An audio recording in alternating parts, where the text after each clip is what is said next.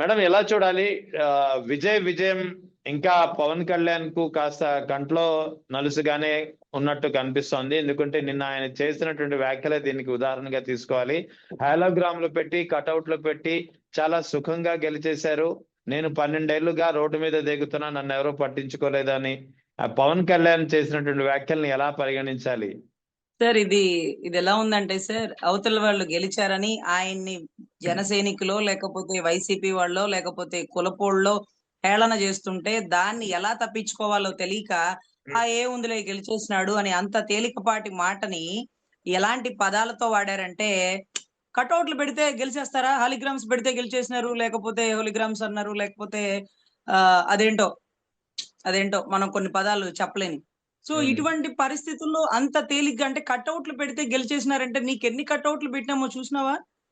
జిల్లాల వారీగా ఎన్ని కటౌట్లు పెట్టారో, మండలాల వారీగా ఎన్ని కటౌట్లు పెట్టారో మీరెప్పుడు మీ కటౌట్లు చూసుకోలేదా? లక్షలు ఖర్చులేనియండి. ప్రజారాజ్యం నుంచి ఇల్లు ఒళ్ళు గొల్ల చేసుకుంది కేవలం ఫ్లెక్సీలకి, కటౌట్లకి. కొన్ని కటౌట్లు చూసి నమ్మేయాలి. డూడ్ అంటే ఏదో సినిమాలో డైలాగ్ అనుకున్నాం గానీ ఇప్పుడు ఏం చెప్తే అర్థం అవుతుంది. కొన్ని కటౌట్లు చూసి నమ్మారు. కానీ ఇక్కడ ఎన్ని కటౌట్లు పెట్టినా జనాల్లో నమ్మకం కలగల. ఎందుకంటే 2014, 19లో మొట్టమొదటి అడిగే అవతల వ్యక్తి గెలుపుకి కారణమయ్యారు. పోనీ అవతల వ్యక్తి ఏమన్నా వీర స్వాతంత్ర వీరుడా? కాదే. తన అన్న ప్రజారాజ్యం కుప్పగూలిపోవడానికి గల కారణాలు. లేకపోతే రంగా గారి చావుకి అన్ని వేళ్లు అతని వైపే చూపినటువంటి పరిస్థితులు. గతంలో ఎన్నో సార్లు మీరే స్వయంగా మీ తండ్రి చావుకి మీ మామ చావుకి కారణమైన వాళ్ళు మీరు. మీ మామని వెన్నుపోటు పొడిచినారు అంటూ మీరు కూడా, మీరు మీ అన్న మీ వాళ్ళు ఎంతో మంది సంబోధించినారు. మీకు ప్రాణం కంటే ఎక్కువైనటువంటి మీ అన్న చిరంజీవి గారి మీద కోడిగుడ్లు, టమాటాలు వేసి ఆయన టికెట్లు అమ్ముకున్నారని బురద జల్లిన వ్యక్తిని స్వాతంత్ర సమరయోధుల్లాగా మీరు గుర్తించి దగ్గరుండి గెలిపించినారు. సరే 14, 19 దరిద్రం ఏంటంటే జనసేన వాళ్ళకి ఒక అండర్స్టాండింగ్ ఐడియా ఉంది కానీ టీడీపీలో కాపుల పరిస్థితి దారుణంగా ఉంది సార్. వాళ్ళు పాపం చంద్రబాబు గారు చెప్పినప్పుడల్లా పవన్ కళ్యాణ్ తోపు తురుమనాల, చంద్రబాబు గారు తిట్టమన్నప్పుడు పవన్ కళ్యాణ్ గారు నెత్తిన రూపాయి పెడితే పావులాగా చల్లదనాల. అరే, ఒక వ్యక్తులు ఒక స్టాండ్ మీద ఉంటారండి. ఇప్పుడు జనసేన వాళ్ళు ఆయన ఎటు చెప్తే అటు వెళ్తాం ఆ పరిస్థితిలో. కానీ టీడీపీ వాళ్ళ పరిస్థితి మనసు చంపుకొని ఒకసారి తిట్టలేరు, మనసు చంపుకొని ఒకసారి పొగడను లేరు. ఆఖరికి ఏమనేసినారు? ఏమన్నా ఊరికే చేసినాడాయా? ఊరికే చేశాడా? పేమెంట్ తీసుకొని పని చేశాడు, ఊరికే చేస్తే పొగినా పొగడచ్చు, తిట్టినా తిట్టచ్చు అంటూ ఒక ప్రాపకాండ లేవనెత్తినటువంటి టీడీపీ వాళ్ళు ఈ రోజు ప్యాకేజ్ స్టార్ అనే పదానికి వాళ్ళు నాంది పలికినారు సార్. 14, 19లో తమరి మొట్టమొదటి అడిగే అవతల వాడి గెలుపు కారణమయ్యారు.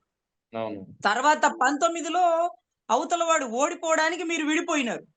మేమెందుకు విడిపోవాల్సి వచ్చింది? దగ్గరుంటే అంటే కలిసినా విడిపోయినా అవతలోడు గెలుపు పక్కా అన్నప్పుడు కొద్ది గొప్ప ఓట్లన్నా చీలుద్దాం, కుదిరితే చెట్ట చివరి వరకు ప్రయత్నిద్దాం అతని ఓటమికి అని. పాపం మీ ప్రయత్నాలు అన్నిట్లో ఎలా ఉన్నాయి అంటే దీన్ని ఒకదాంతో పోల్చొచ్చండి. విశ్వామిత్రుడు కోసం పైనుంచి ఒక తార ఊర్వశీన అండి వచ్చేది. అవునండి. ఊర్వశి తపోభంగం చేయడానికి వచ్చిద్దండి. దేనికోసం అంటే ఇంద్రుడు చెప్తాడు విశ్వామిత్రుడు తపస్సు భంగం చేయమని. ఊర్వశి పైనుంచి వస్తది, విశ్వామిత్రుడు తపస్సు భంగం చేస్తుంది, వెళ్ళిపోతుంది. ఇదే కదా జరిగింది. సో అక్కడ ఊర్వశికి విశ్వామిత్రుడికి ఒక బిడ్డ పుడతాడు. ఆ బిడ్డని ఊర్వశి ఏమన్నా సాకిందా? సాకలేదే. తల్లిగా మాతృభావన తీసుకుందా? తీసుకోలేదే. నా వల్లే పుట్టాడు అని భావించిందా? భావించలేదే. ఇంద్రుడు దేనికి పంపించినాడు ఊర్వశిని? విశ్వామిత్రుడు తపస్సు భంగం చేసి అయిపోయింది. గౌరవ పవన్ కళ్యాణ్ గారు ఎందుకు విడిపోయారు? జగన్ గారిని ఓడించాలి, జగన్ గారిని ఓడించడం కోసం అధపాతాళం తొక్కడం కోసం వచ్చాడు, ఓడించినాడు, వెళ్ళిపోయాడు. జనాల్లో ఉన్నాడు. కానీ ఆయన వల్ల బయటకు వచ్చినటువంటి గుడ్డలు చించుకున్నటువంటి, ఇల్లు ఒళ్ళు గుల్ల చేసుకున్నటువంటి, ప్రజారాజ్యం నుంచి పనిచేసినటువంటి బిడ్డల పరిస్థితి ఏంటి?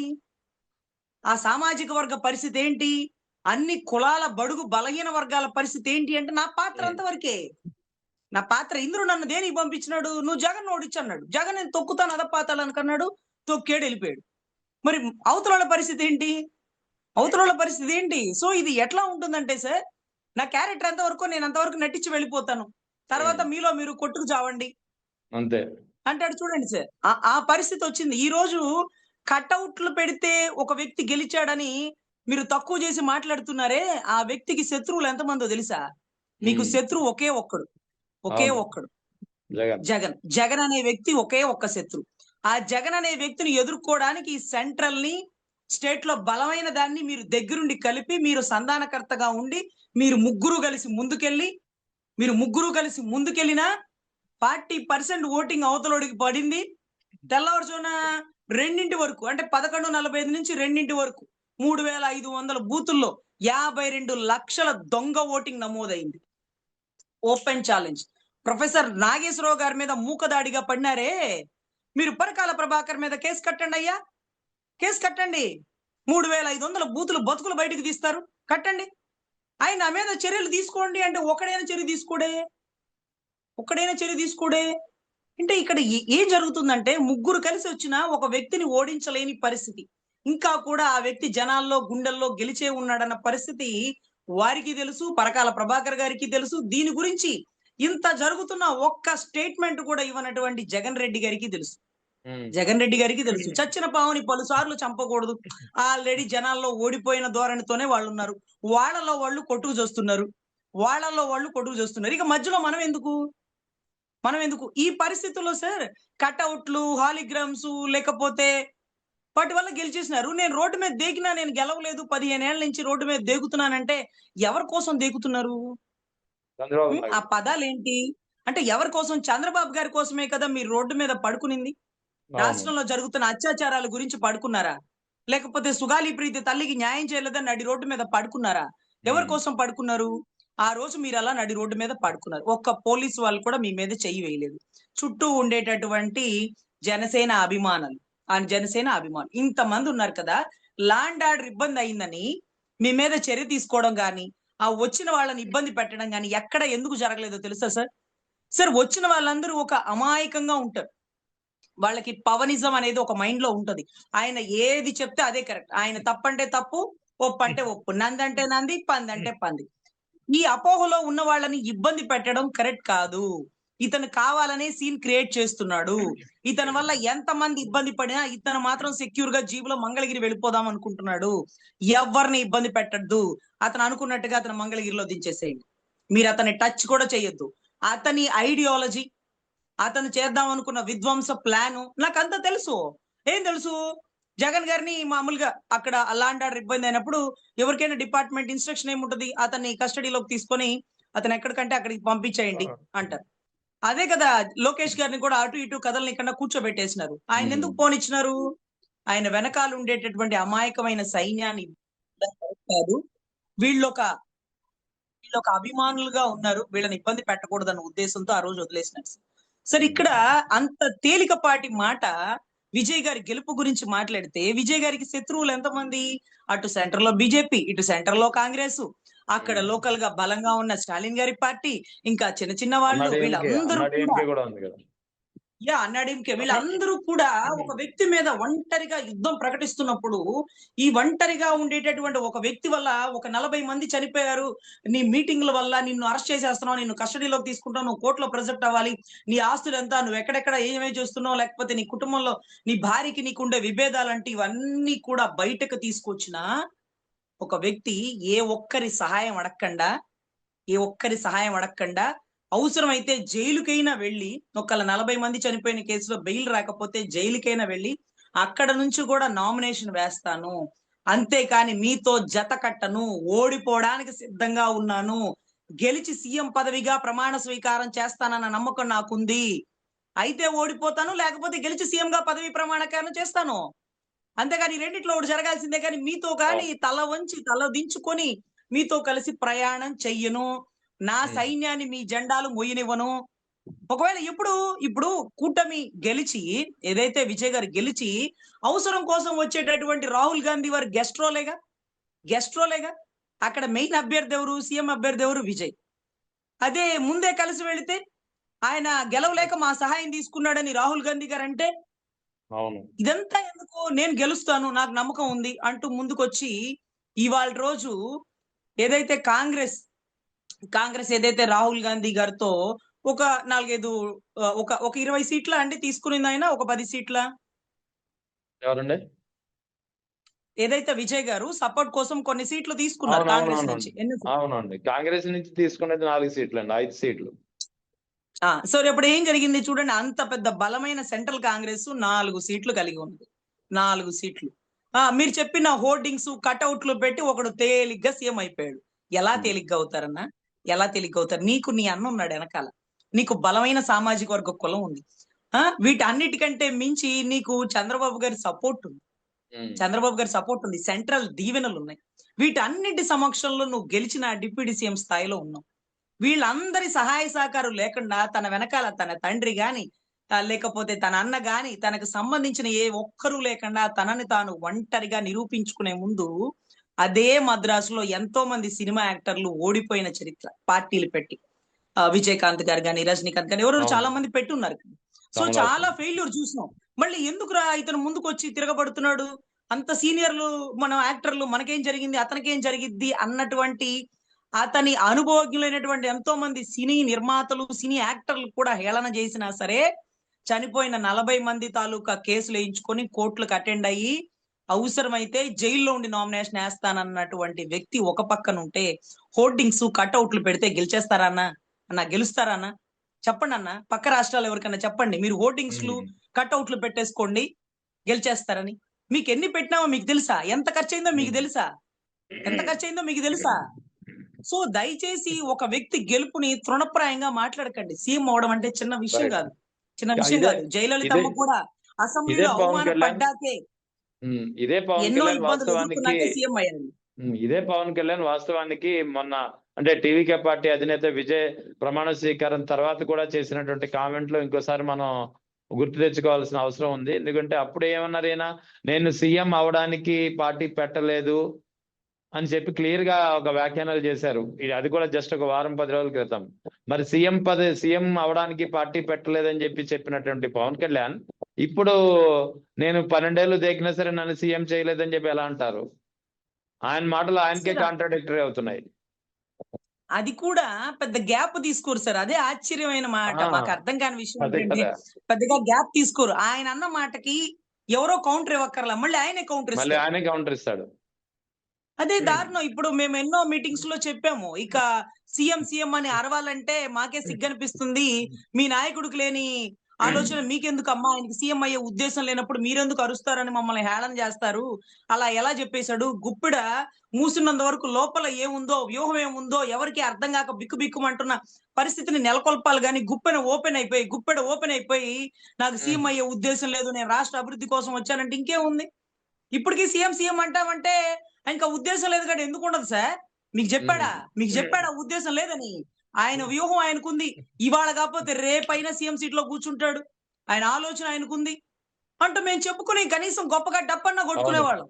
మాకు అవకాశం కూడా ఇవ్వకుండా ఓపెన్ పబ్లిక్ స్టేట్మెంట్ చెప్పేసినాడు, నాకు అయ్యే ఉద్దేశం లేదు, నేను దానికోసం రాలేదని. ఇప్పుడేమో నన్ను ఏమన్నా రోడ్డు మీద దేకినా 15 ఏళ్ళు నన్ను సీఎం చేసినారా అన్నాడు. అంటే నీ సీఎం అవ్వాలని ఉందా లేదా? కనీసం ఐఏఎస్ ఐపీఎస్ అవ్వాలనుకునేవాడు కూడా కరోల్ బాగ్కి వెళ్ళి ఢిల్లీలో కోచింగ్ చదువుతున్న చివరి వరకు వెనక్కి వచ్చే వరకు నేను ఐఏఎస్ అవ్వాలి అనే తపనతోనే ఉంటాడండి. ఒకవేళ అవ్వకపోని. కానీ నువ్వు చిట్ట చివరిలో అనుకోవాల్సింది మధ్యలోనే నాకు అయ్యే ఉద్దేశం లేదనే స్టేట్మెంట్లు ఇచ్చేస్తే పాప నీ సైన్యం రేపటి రోజు ప్రెస్ మీట్ లో క్వశ్చన్ అడిగినప్పుడు మా నాయకుడు ఆ ఉద్దేశంతో లేడండి, రాష్ట్ర అభివృద్ధి కోసం అనగానే, మరి అక్క మొన్న నువ్వేం చెప్పినావు అక్క, మా నాయకుడు 2029 సీఎం అవుతాడు, 2024 సీఎం అవుతాడు అంటూ వాళ్ళ వర్షం వాళ్ళకే పెట్టి వినిపించు వాళ్ళ హేళన చేస్తున్నారు. ఈ రోజు నీ మాట వల్ల నీ జన సైనికులో, అధికార ప్రతినిధిలో, నీ అభిమాన బృందాలో వాళ్ళ మాటను వాళ్ళకే పెట్టి హేళన చేస్తున్న పరిస్థితి. వాళ్ళ మాటను వాళ్ళకి పెట్టక్కర్లా, నీ మాట నీకే పెట్టాల. నువ్వు ఆ రోజు అవనని చెప్పావు, ఈ రోజు నన్నేమన్నా సీఎం చేసినారా మీరంటారు. ఎవరు చేయాలి సీఎం? చంద్రబాబు గారు చేస్తారా నిన్ను సీఎంని? బీజేపీ వాళ్ళు చేస్తారా నిన్ను సీఎంని? ఎవరు చేయాలా? నీ అభిమాన బృందం, నీ జన సైనికులు, నీ సామాజిక వర్గము, బడుగు బలహీన వర్గాల్లో కలిసి చేయాలా. వాళ్ళకి నువ్వే నమ్మకాన్ని కల్పించడం. రావడం సింగిల్ గా వస్తారు, రే బాబు ఒంటరిగా వచ్చినాడయ్యా, కష్టం అనిష్టం మనం నిలబడాలా, లేకపోతే ఒంటరోడు అయిపోతాడు, మనల్ని నమ్ముకునే కదా వచ్చిందయ్యా, మనల్ని నమ్ముకునే కదా అనే ఒక ఆవేదన, బాధ మాలో ఉంటది. రావడం అవతలోడు గెలుపుకి వచ్చినావు, మళ్ళీ బయటకు వచ్చి సార్ విడిపోయారన్నారు, ఓ క్లారిటీ చెప్పండి. నిన్న దాసరాము గారు కూడా అదే అన్నారు, విడిపోయారని జనాలకు చెప్తున్నారే గాని విడిపోలేదు. వాళ్ళు ఒక వ్యూహం ద్వారానే విడిగా వెళ్ళారు. విడిగా వెళ్ళారు. అవును, విడిగా వెళ్ళారు, విడిగా వెళ్ళారు. విడిపోలేదు. విడిగా వెళ్ళారు. ఆ విడిగా అది వెళ్ళింది కూడా, విడిగా వెళ్ళిన తర్వాత కూడా 2019లో ఆయన ఒంటరిగా అయితే పోటీ చేయలేదు. అప్పుడు కూడా వామపక్షాలు బీఎస్పీ పార్టీతో జత చేరే పోటీ చేసిన పరిస్థితి. అవును సార్. నిన్నటి రోజు దాసరి రాము గారు చెప్తున్న మాట 2019లో పోటీ చేసిన వ్యక్తుల మాట ఏంటంటే, మా నామినేషన్ పత్రాలు కూడా ఏదైతే మేము అభ్యర్థుల పత్రాలు కూడా టీడీపీకి సంబంధించిన అడ్వకేట్లు లేకపోతే టీడీపీలో ఉండే సీనియర్ నాయకులు ఫిల్ చేసినారు. మా టికెట్లు ఎవరెవరికి ఇవ్వాలో కూడా వాళ్లే నిర్ధారించారు. జ్యోతి నెహ్రూ గారు ఇచ్చినటువంటి స్టేట్మెంట్లు, మీరు ఆ పార్టీలో ఉన్నారు కదా, ఈ పార్టీలో జనసేనలో ఎవరిని ఎంపిక చేయాలంటే, అరే మేము విడిపోయినాం కదా, మా అభ్యర్థిని మేము ఎంపిక చేసుకుంటాం, మీరెవరు, మేము విడిపోయాక మీ బోడి పెత్తనం ఏంటి అనే పరిస్థితి ఉంది సార్. అంటే వీళ్ళు విడిపోలా, ఒక డ్రామాగా విడివిడిగా వెళ్ళారేమో అనేటటువంటి అనుమానం ఈ రోజు జనాల్లో బలపడిపోయింది. అంటే ఏంటి డ్రామాలు, దేనికోసం, కాపు ఓటింగ్ కోసమా? కాసేపు విడిగా వెళ్తారు, కాసేపు కలిసి వస్తారు. లేకపోతే మేము చెప్పిన వాళ్ళకి మీ ఓటు వేయాలంటారు, మీరు నా మాటే వినాలంటారు, నా మాటే శాసనం అంటారు, నాకు ఎదురు చెప్పడానికి వీల్లేదంటారు, నాతో వచ్చే వాళ్ళు నా వాళ్ళు అంటారు, నన్ను శంకించే వాళ్ళు నా వాళ్ళు కాదంటారు. అన్ని మీ మాటలే, అన్ని మీ మాటలే. అరే ఈ రోజు నీ కోసం ఇల్లు ఒళ్ళు గొల్ల చేసుకున్న వాళ్ళు 4 మాటలు అంటే మీకు కోపంగా ఉంది. ఏ రోజు కనీసం పార్టీ గేట్ దగ్గర నుంచొని వాళ్ళు, పార్టీకి రూపాయి ఫండ్ ఇవ్వని వాళ్ళు, పార్టీ జెండా మొయ్యని వాళ్ళు, పార్టీ కోసం కష్టపడని వాళ్ళు వచ్చి ఈ రోజు మీరు పవన్ కళ్యాణ్‌తో ఉండలేరు, అంత మాత్రం మీకు లేదు, మీరు ఉండొచ్చు కానీ, అరే నువ్వు ఉండయ్యా, నువ్వు ఉండు, ఒక 4 ఏళ్ళు ఉండు తెలిసిద్ది. సరే జై కళ్యాణి అనుకుంటే అమ్మాయి పేరు నాకు గుర్తులేదు సార్. పార్టీలో కనీసం ఒక 10 ఏళ్ళో 6 ఏళ్ళో 7 ఏళ్ళో ట్రావెల్ చేసింది సార్. అమ్మాయి నెలకి ₹1,00,000 జీతంతో హైదరాబాద్ లో పని చేస్తూ, కాదు కూడదు నా కులపోడు నా అన్న అనుకుని భావించి ఇల్లు ఒళ్ళు గొల్ల చేసుకుని హైదరాబాద్ లో ఖరీదైన ఏరియాలో పార్టీ ఆఫీస్ దగ్గరలో రెంట్ పెట్టుకొని రూపాయి జీతాలు లేకుండా పనిచేసి చివరి ఆఖరిలోనండి రుక్మిణి గారు వచ్చే ముందు ఒక 5 నెలల్లో 6 నెలల్లో వాళ్ళకి జీతాలు ఇచ్చారట. ఈ ఆవిడ రాగానే గౌరవ రుక్మిణి గారు రాగానే ఏమో విభేదాలు వచ్చేసినాయి సార్. విభేదాలు వచ్చేసి ఆ అమ్మాయి ఏదో డబ్బులు సంపాదించేసుకుందని, కనీసం వాళ్ళు సార్ మీరు నమ్మరు, ఆ అమ్మాయి పార్టీలోంచి ఎందుకు తీసేసినారో తెలియక ఆ అమ్మాయితో పాటు 40 మందిని తీసేసినారు సడన్ గా. రుక్మిణి గారు ఎంట్రీ, 40 మంది అవుట్. అంటే ఒకళ్ళు అవుట్. 40 మంది ఇప్పుడు ప్రజారాజ్యం నుంచి పనిచేసిన వాళ్ళు, హైదరాబాద్ ఆఫీసుల దగ్గర పనిచేసిన వాళ్ళు, ఆయనతో పాటు మంగళగిరి ఆఫీస్కి వచ్చి పనిచేసిన వాళ్ళు సడన్ గా అవుట్ అయిపోయారండి. అరే దీనికి కారణాలు అర్థం కావట్లేదు. ఇంకా ఆవిడ మీద బురద జల్లుతా వాళ్ళ బృందం ఉంటది, టక్కుమని బయటకు వచ్చేస్తారు. నువ్వు పార్టీ నుంచి బయటకు వెళ్ళిపోయావు, నువ్వు అవతలడు కమ్ముడిపోయావు, నువ్వు ఇంత సంపాదించావు, ఇదే డైలాగులండి. తర్వాత చూస్తే నిన్ను అదే తిట్టారు, నన్ను అదే తిట్టారు, బయటకు వచ్చిన కూడా అదే తిట్టారు. స్క్రిప్ట్ ఏం మారదండి, మొత్తం బయటకు వచ్చేస్తారు. కానీ ఆ అమ్మాయి అండి కాపు మహిళ. ఆ పిల్ల ఎంత ధైర్యంగా, అంటే తనకు పడ్డ బాధ, ఆవేదన, నన్ను ఎందుకు రిజైన్ చేసినారు, నన్ను ఎందుకు తీసేసినారు, కారణాలు చెప్పండి అన్నా అని ఎన్ని రోజులు అపాయింట్మెంట్ పెట్టినా కనీసం స్పందించకపోగా ఆ కారణాలు ఈ కారణాలు అంటూ జనాలతో బూతులు తిట్టిస్తే, ఆ అమ్మాయి ఒకానొక టైంలో అవమానం తట్టుకోలేక సూసైడ్ చేసుకుందాం అనుకున్నానండి, నాకు బిడ్డలు ఉన్నారు, నన్ను నమ్మి నా భర్త ఉన్నాడు అని భావించి ఆ బాధలో చచ్చిపోలేదు సరిగదా. ఆ బాధలోంచి బయటకు వచ్చి నిన్నటి రోజు పిఠాపురంలో బీసీవై పార్టీలో అమ్మాయి చేరి అవసరమైతే పవన్ కళ్యాణ్ గారి ఎదురుగా నుంచొని పోటీ చేస్తా అంటూ లోన్ తెచ్చుకొని డబ్బు దగ్గర పెట్టుకుంటే, ఆ బీసీవై పార్టీ నుంచి ఆ అమ్మాయికి టికెట్ రాకుండా ఇంకొక అమ్మాయికి వచ్చిందండి. నేను ఆశ్చర్యపోయి అడిగిన, అన్నకి ఎదురుగా నుంచొని పోటీ చేయడమా అంటే, అర్రే ఆ బాధ ఆవేదనలోంచి వచ్చేటటువంటి ఉగ్ర రూపంతో ఉన్న మహిళలు ఎంత తిరుగుబాటు చేస్తారనడానికి ఆ జై కళ్యాణినే నాందండి. వాడి పేరు కూడా నాకు అదో తెలియదు, గుర్తులేదు. సో ఇటువంటి పరిస్థితుల్లో నిన్ను నమ్మిన వాళ్ళకి నువ్వేం చేసినావు అంటే, ఇంకొక ఎగ్జాంపుల్ పాపం వినూత కోట ఒక ఎమ్మెల్యే అభ్యర్థి. ఫస్ట్ టైం 2019లో మీరు ఏదైతే ఎస్వి యూనివర్సిటీ గ్రౌండ్స్ లో మీటింగ్ పెట్టి మాయావతి కాళ్ళకి దండం పెట్టి మహిళకి టికెట్ ఇచ్చినాను, దగ్గరుండి గెలిపించండి, నా ఇంటి ఆడబిడ్డ నా చెల్లెలు అంటూ స్టేట్మెంట్లు ఇచ్చిన ఆయన నిన్నటి రోజు ఆ ఏరియా ఎమ్మెల్యే సుధీర్ అనే వ్యక్తి ఆ అమ్మాయి దగ్గర ఉండే వ్యక్తిని లోబర్చుకొని ఒక 20 లక్షలు ఇస్తా 10 లక్షలు ఇస్తా అంటూ అసభ్యమైన ఫోటోలు తీ, అక్కడ ఏమేమి మాట్లాడుకున్నారో వీడియోలు తీ అంటూ ఇలా చేస్తున్నాడు అన్న ఇలా వీడియోలు తీసినాడన్నా, ఇలా ఫోటోలు పెట్టినాడన్నా చూడండి అన్న, నువ్వు కావాలంటే ఎవరైతే డబ్బు తీసుకున్నారో అతనే చెప్తాడన్నా అంటూ, అతని పేరు ఏదో కాటమరాయుడు అనుకుంటా, అతన్ని తీసుకొని పార్టీ ఆఫీస్ చుట్టూ 2 నెలలు తిరిగితే అపాయింట్మెంట్ ఇవ్వలేదండి. ఒక మహిళ మీద తప్పుడు వీడియోలు తీసి తప్పుడు రికార్డ్ చేసి మహిళల్ని ఇబ్బంది పెట్టే ఫోటోలు, వీడియోలు, మెసేజ్లు ఇవన్నీ చూసి ఆ వ్యక్తికి డబ్బులు పురమాయించిన వ్యక్తి మీద ఇమీడియట్ గా కేసు కట్టమని కదా పార్టీ వాళ్ళు చెప్పాలా? అమ్మా అవును. ఆయన కుదిరితే కుదురుతుంది, అపాయింట్మెంట్ తర్వాత చూసుకుందాం. ముందు ఇమీడియట్ గా అతని మీద కేసు పెట్టి ఎఫ్ఐఆర్ చేసి అతన్ని జైల్లో పెట్టు. ఉమ్, అతను అలా నీ దగ్గర ఉంచుకోకూడదని చెప్పాలి కదా! ఒక్క అవును. చదువుకున్న విద్యావంతుడు లేడా? 2 నెలలండి. 2 నెలల ఆ అమ్మాయి అతన్ని ఆ పిల్లోడిని వాళ్ళ ఇంట్లోనే పెట్టుకుంది. పార్టీ ఆఫీస్ చుట్టూ తిప్పింది. డీజీపీ ఆఫీస్ చుట్టూ తీసుకొచ్చింది. తర్వాత శివశంకర్ గారు, మనోహర్ గారు, హరిప్రసాద్ గారు వీళ్ళు ముగ్గురు కలిసి నీకెందుకమ్మా 2 నెలలు ఆయన అపాయింట్మెంట్ కుదరట్లేదు. అంటే ఒక ఎమ్మెల్యే అభ్యర్థి మహిళకి కష్టకాలంలో మహిళకి నువ్వు అపాయింట్మెంట్ ఇవ్వలేవా? ఉమ్, ఎందుకు చెప్తున్నానంటే సౌదీ నుంచి అంట ఒక అమ్మాయి ఒక వీడియో చేసిందంట, నాకు కష్టం వచ్చిందన్నా నన్ను ఆదుకో అని. ఆయన ఆదుకున్నాడంట. వాస్తవమే. ఉమ్, మరి ఇక్కడ నీ కింద పని చేసి ఎమ్మెల్యేగాలు చేసి తన్నులు తినించుకొని కేసులు వేయించుకొని ఆస్తులు పోగొట్టుకున్న మహిళ ఒక్క అపాయింట్మెంట్ అడిగితే ఎమ్మెల్యే అభ్యర్థికే నువ్వు అపాయింట్మెంట్ ఇవ్వలేదే. సౌదీలో ఉండే వీడియో చూసి ఆ బిడ్డను నువ్వు కాపాడినానని స్టేట్మెంట్ ఇస్తుంటే ఏమన్నా అర్థం ఉందా సార్?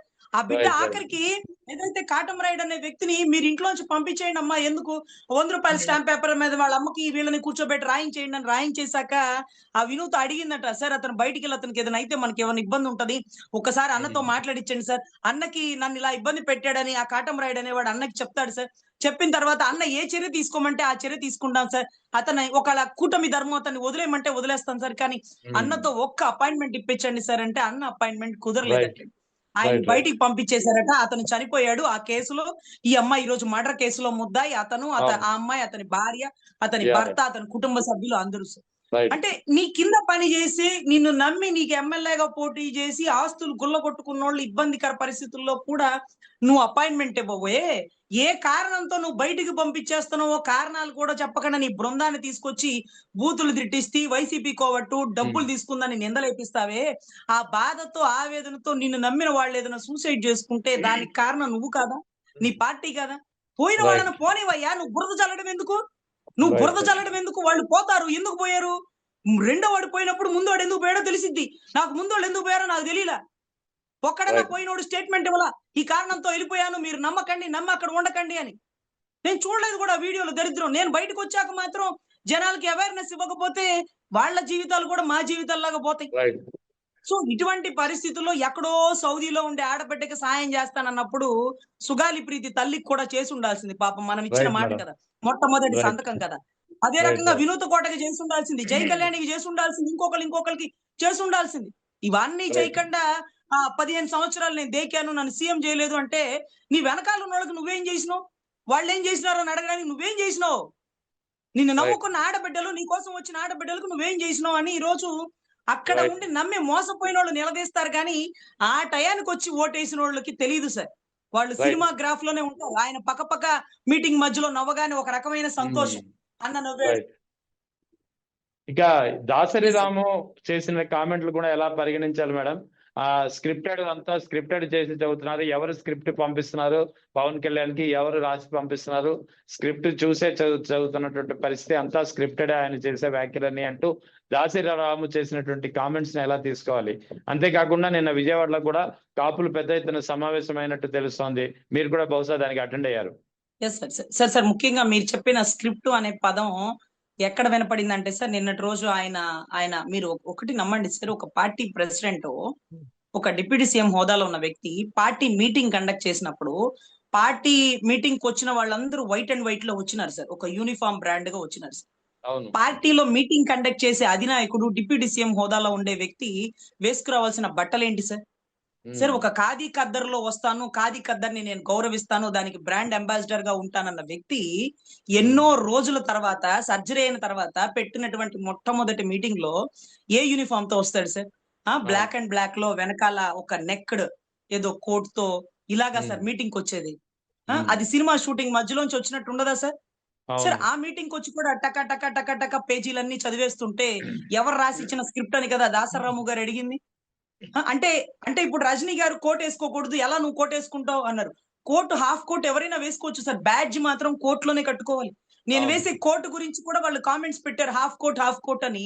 కానీ ఈ రోజు ఒక పార్టీ ప్రెసిడెంట్, ఒక డిప్యూటీ సీఎం స్థాయిలో ఉన్న వ్యక్తి పార్టీ మీటింగ్ కండక్ట్ చేసుకుని వచ్చినప్పుడు మాకెవరికి అక్కర్లా, నీ కళ్ళ ముందు వాళ్ళు వైట్ అండ్ వైట్ వేసుకొస్తే నువ్వే బట్టలతో వచ్చినావు అంటే నేను వేసుకునే బట్టలు కూడా మీరే నిర్ధారిస్తారా అంటారేమో. మీరు ఒక హోదాలో ఉన్నప్పుడు 10 మందికి బ్రాండ్ అంబాసిడర్ ఉన్నప్పుడు మీరు మంచి హుందాతత్వంతో ఉండాలా. మీరు అవును. వేసుకునే బట్టలు కూడా కాంట్రవర్సీ అవుతుంది. సో ఇటువంటి విషయాల్లో ఎవరు స్క్రిప్ట్ చదువుతున్నారు అంటే హరిప్రసాద్ గారు రాసిస్తున్నారా, లేకపోతే లింగంనేని రమేష్ గారు రాసిస్తున్నారా, లేకపోతే టీడీపీ పార్టీ ఆఫీస్ నుంచి వస్తుందా అంటూ అతను ఏదైతే దాసరాము గారు మాట్లాడారు. కానీ గతంలో సుగాలి ప్రీతి విషయంలో అన్న ఒక పేజీ చదివినాడు. ఆ పేజీలో ఏం రాసి ఉందంటే, ఏమ్మా ఏమ్మా సుగాలి ప్రీతి వాళ్ళమ్మ, ఏ తల్లి, నీకు 2 ఉద్యోగాలు ఇచ్చిన నీ కుటుంబానికి, నీకు ఇన్ని ఎకరాల భూమి ఇచ్చిన, ఒక్కొక్క ఎకరం 2 కోట్లు, ఏం తల్లి నువ్వు నన్ను నిందిస్తున్నావా? ఇలా ఉంటదమ్మా పరిస్థితి. నీకు సహాయం చేయడానికి వస్తే మమ్మల్ని నిందిస్తావా? మేము మాట్లాడే వరకు నీకు ఆ బెనిఫిట్లు అట్లా వచ్చినాయి. మేము పోరాడితేనే కదా వచ్చింది. అంటే మీరు పోరాడాల్సింది ఆ తల్లికి అన్యాయం జరిగినటువంటి వ్యక్తులని అరెస్ట్ చేయడానికి మీరు పోరాడి. అది చేసినారా? చేయలే. పోనీ బెనిఫిట్స్ కోసం అంటారా? మీరు పోరాడకపోయినా బాబాసాహెబ్ అంబేద్కర్ గారు ఇచ్చిన అవకాశం దళితులకి, ఎస్టీలకు, ఆ కుటుంబంలో అన్యాయం జరిగినప్పుడు వచ్చే బెనిఫిట్స్ వస్తాయి.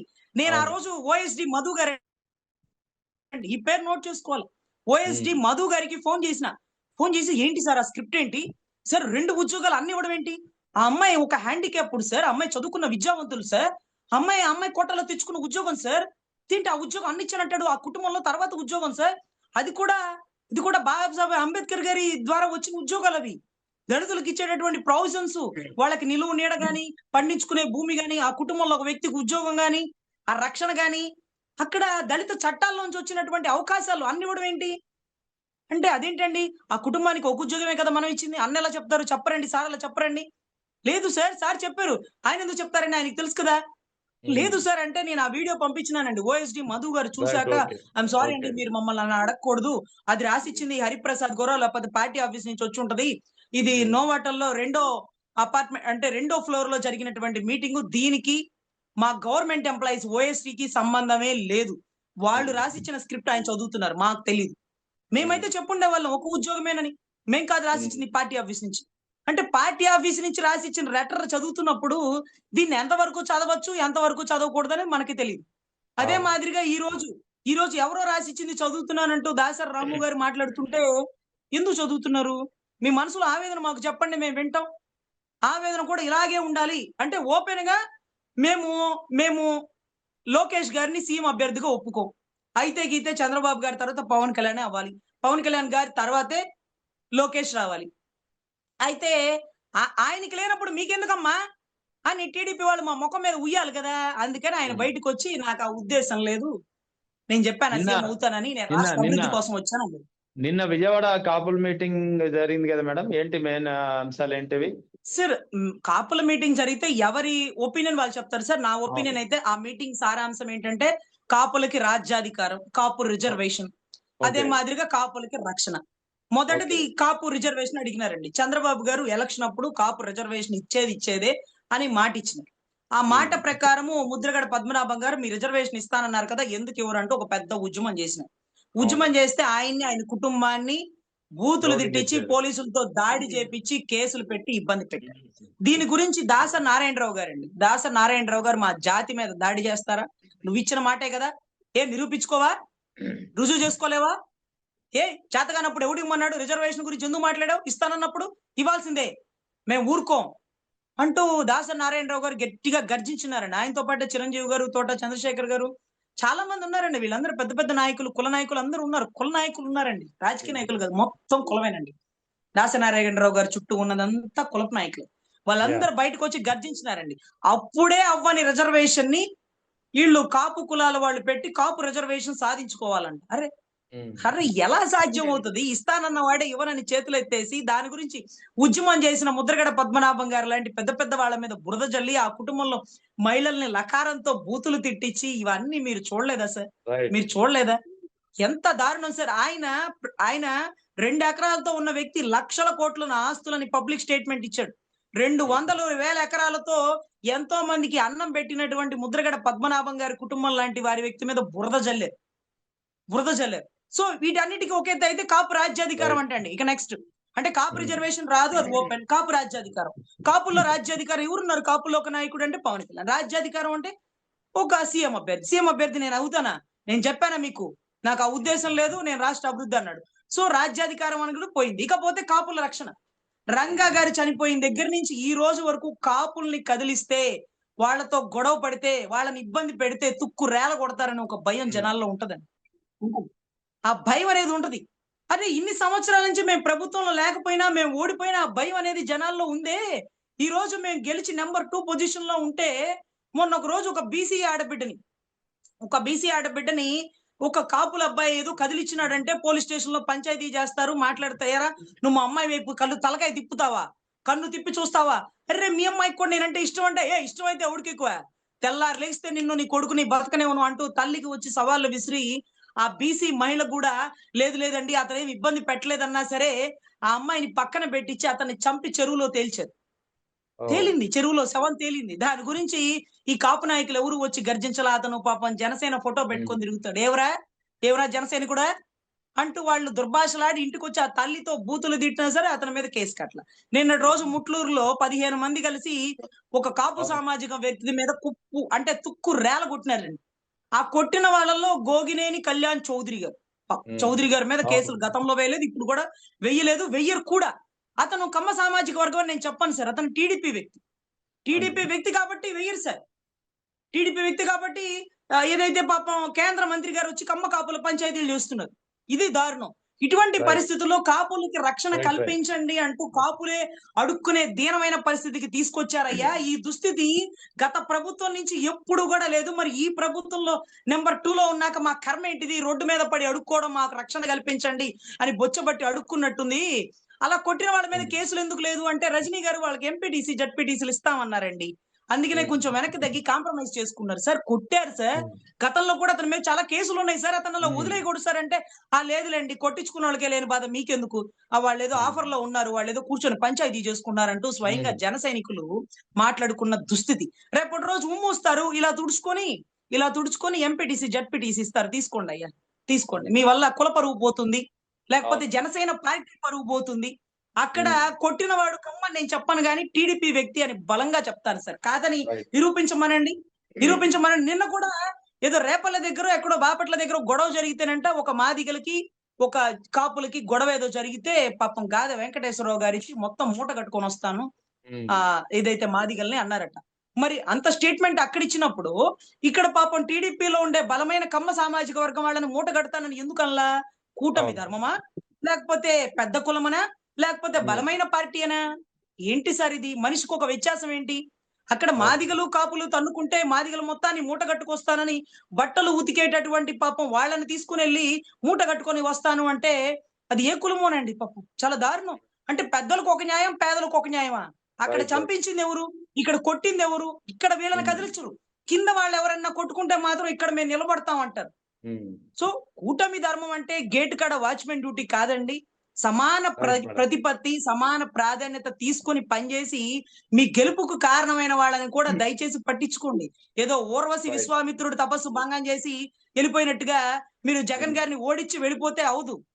ఇక్కడ మీ గెలుపుకి ఆయన ఓటమికి పాపం ఒళ్ళు చించుకొని ఇళ్లు బాగలు కొట్టుకుని కేసులు వేయించుకున్న వాళ్ళని కూడా దయచేసి చూసి వాళ్ళ మీద పెట్టిన కేసులు వెనక్కి తీపించగలిగితే దయ ఉంచి తీపిచ్చి వాళ్ళకి సాధారణ కార్యకర్తలుగా కాకుండా మీ గెలుపుకి కారణమైనటువంటి సూత్రధారులుగా భావించాలని నా ఆవేదన.